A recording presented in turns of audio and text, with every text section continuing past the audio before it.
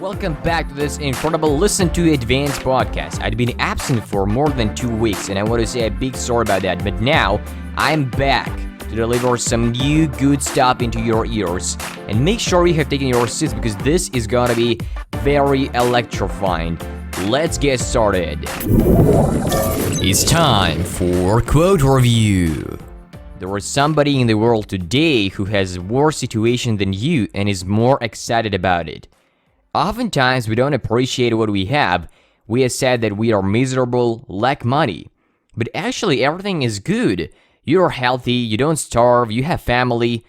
But there might be somebody who doesn't have it and is happier about his life.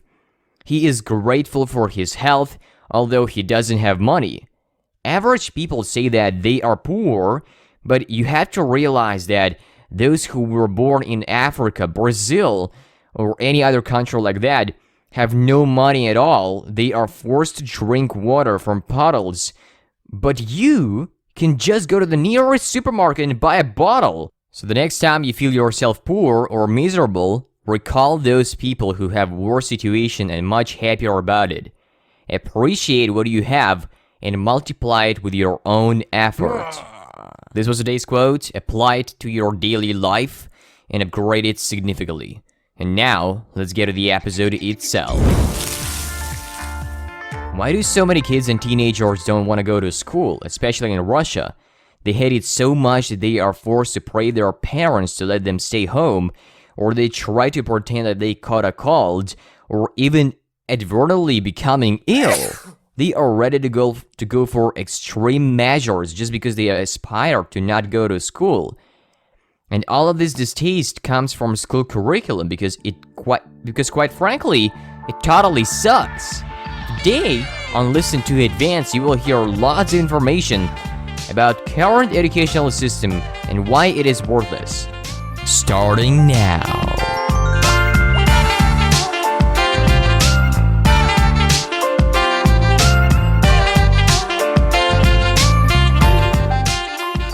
I have finished the 10th grade and I can say without a doubt that 80% of the time that I have spent sitting behind the desk and listening to teachers was wasted. This ostensibly crucial information that they have given me throughout these monotonous and boring years at school was useless. It doesn't and won't make any sense in the future of my life because I won't apply these mathematical formulas at my job, in conversation, in marriage, and so on. Why did I spend 10 years on learning this stuff that doesn't have any place in my further life? And I have already forgotten 80% of it. It won't help me to tackle with economical or mental crisis. It won't help me earn millions of dollars. They could better substitute this stuff by business literature, meditation, life lessons from successful people, and it would be much better and easier and joyful for both teachers and students. They will finally have will to study at school. But yeah, all of these thoughts are utopian and it is impossible at the first glance. If everybody was educated by this miraculous curriculum, the governmental system that has been prevalent for centuries will crumble and nobody will work for the government, bring money to them. There should always be somebody standing on the summit and ruling the world and people as well.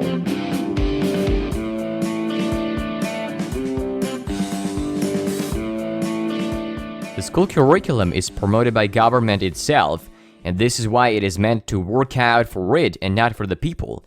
They cultivate slaves that will be addicted to their jobs and strive desperately to earn a sufficient amount of money to sustain their minor lives. But I think they still could throw away something and add something innovative in order to drive students. They could add lessons on how to thrive in high-stress environments via meditation, for example. I'm sure that the rate of people who commit suicides would drop down significantly. I'm now reading a book called The 80-20 Principle that asserts that our universe is imbalanced. It says that 80% of results, outputs, rewards are derived from only 20% of the causes, inputs, or effort. In business, 20% of products usually account for about 80% of dollar sales value. 20% of products or customers usually also account for about 80% of an organization's profits.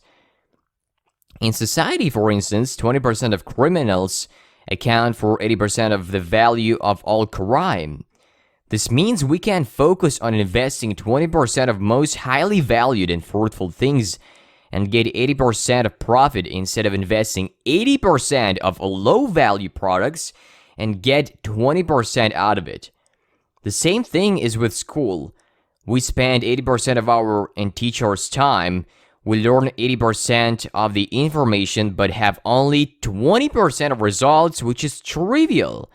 Why don't we pin down 20% of the things that are more valued and focus solely on them in order to get 80% of outcome with less time and effort spent?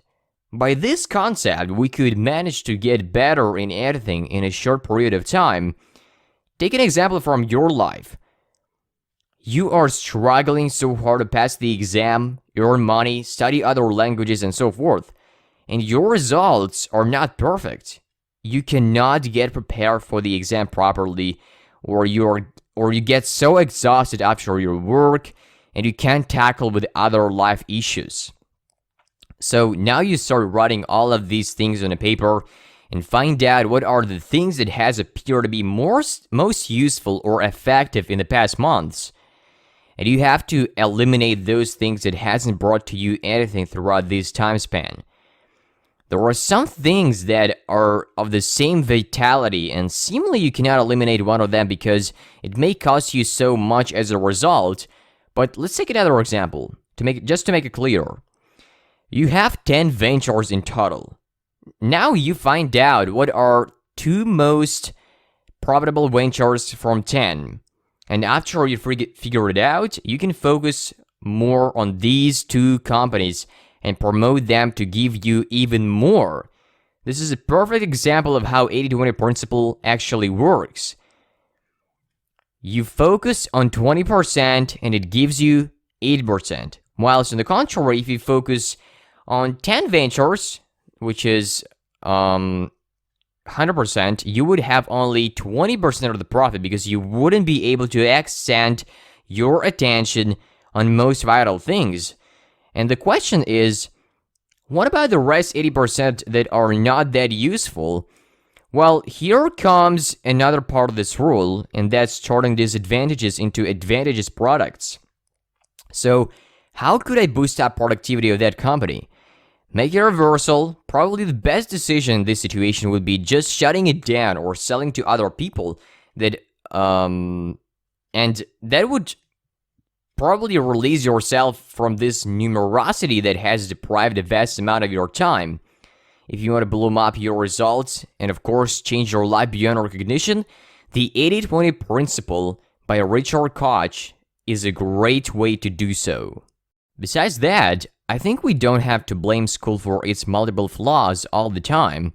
It is also very important to develop a skill to adapt to certain situations and find a hobby that you could hook on. I mean, we should always try to find and exclude good from bad, that light of greatness amidst darkness. Here's how it works. When I go to school, I realize that it is a waste of time, probably nerves, but at the same time, I tell myself, well, school is a good way to get away from your computer, from video games. It is a great way to talk to people, interact with friends, have a practice at PE class, improve your body. It can be absolutely anything that brings benefit and happiness to yourself. By summarizing this skill in 80-20 principle, you could create an incredibly powerful formula that would be better than Red Bull, coffee, or anything else to suppress all of the bad moments and create an atmosphere to advance yourself. This was your host, Arthur Lazovsky, an English-speaking guy from Russia who is meant to upgrade your life beyond recognition. Stay tuned for more and share your ideas on our Facebook page that is linked in the show notes.